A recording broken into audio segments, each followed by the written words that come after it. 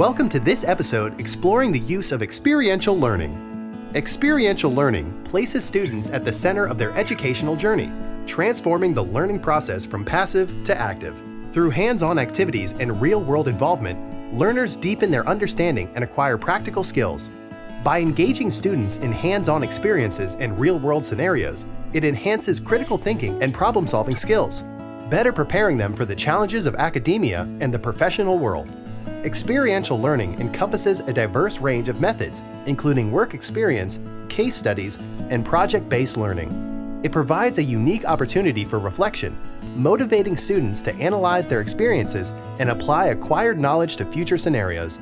This ensures that students not only absorb information, but also continuously apply their knowledge in practical contexts. This approach bridges the gap between theoretical knowledge and practical application, fostering a deeper understanding and retention of concepts. If you found this educational episode valuable, please give it a thumbs up, subscribe to the channel, and activate the notification bell.